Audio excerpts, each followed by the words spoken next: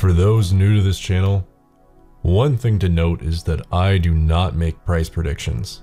I find them to be a cheap form of entertainment and not really beneficial for anything. But given today is April 1st and it's all about cheap entertainment, I thought I'd have some fun by entertaining all of these insane price predictions we see thrown about all the time. So let's have a serious discussion about things we shouldn't really be taking seriously, and see if there's credence to looking into the crystal ball. Welcome to Ready Set Crypto. This is your brain on blockchain.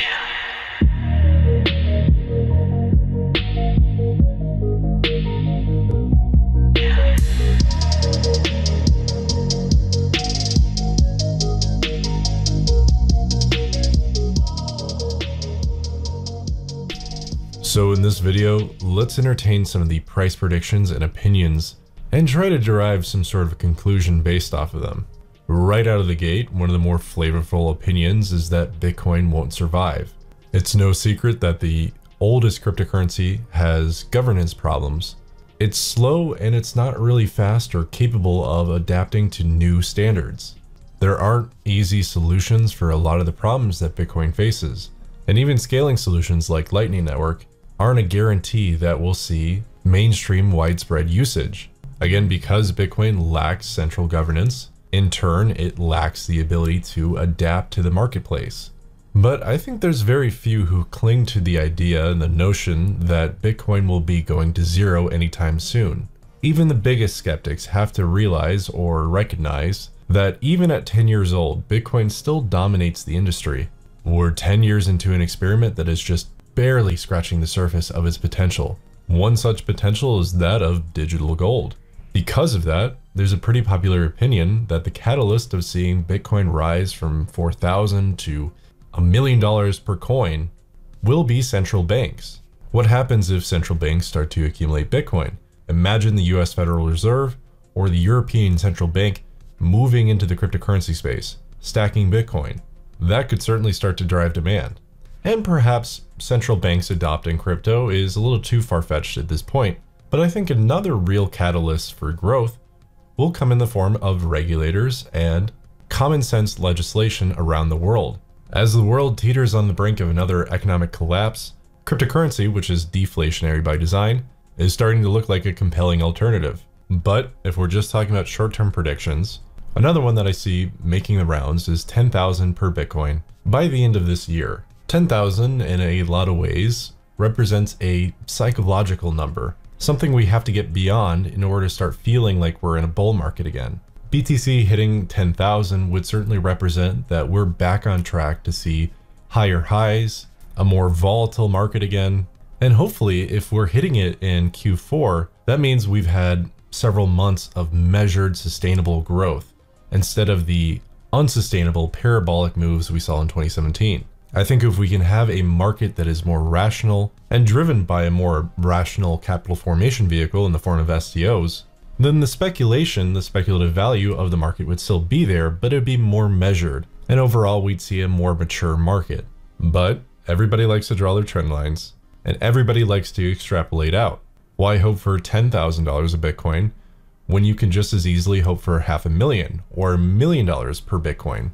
If you find Bitcoin, digital gold, to be superior to its physical counterpart, then it's not much of a stretch to believe that Bitcoin can easily beat gold's $8 trillion market cap. So we're about 100 times off of that, and we're not going to get there anytime soon, especially in the next year or two. But if you extrapolate over the next 20 years, could that happen? Yeah, it's possible. If you base your model based off of 2017, it's not much of a stretch to see that Bitcoin could easily go over 100K, if not 400, and that history could repeat itself in terms of the scale of the movements here. After all, what I challenge people to do is think about what these price targets represent. You know, when Bitcoin hit dollar parity, that was a big deal. When it hit $100 or $1,000 or $10,000 for the first time, that was also a very big deal.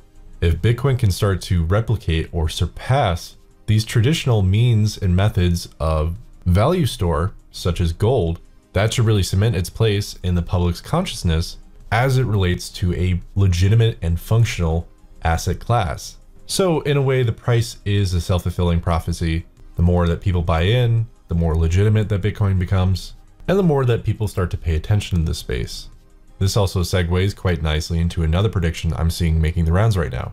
It claims that Bitcoin will surpass $1 trillion market cap based on nothing other than the halving alone. So in 2020, when we see a block reward reduction, that could be the sole catalyst that hoists Bitcoin over the $50,000 mark. You could also see the $1 trillion market cap as a sign or a goalpost that indicates that we've moved beyond the initial phases of this technology. I mean, we nearly reached $1 trillion total market cap with inherently unscalable technologies. When we breach $1 trillion market cap overall, especially with Bitcoin alone, it should indicate that we've figured out how to scale and build non-custodial solutions. Hopefully at that point, we've also figured out how to layer apps that people want to use and that bring net positive outcomes to society. So while the halving is definitely important to watch, what these price targets really represent, what they're really meant to show or record, is the point of maturity that Bitcoin in the overall space is at. Bitcoin hitting 10,000 isn't just an arbitrary price target for people. To some, it means that we've moved beyond the 2017 era and all the bad blood and dirty money that was associated with it. We've turned over a new leaf. We're on a new direction, and hopefully the market sustains that new direction wherever we're going. By extension, 50,000 or 100,000 or $1 million per Bitcoin does sort of the same thing. They indicate a new chapter of the Bitcoin and cryptocurrency story, and it gives people a common identity to rally behind. So, while yes, price predictions are completely arbitrary, and again, I do not respect anybody who is just throwing them out there, especially as it relates to predictions that are completely ridiculous. I do think there's credence in looking ahead and trying to understand that this market, these assets, they're going places. And yes, the price will follow that.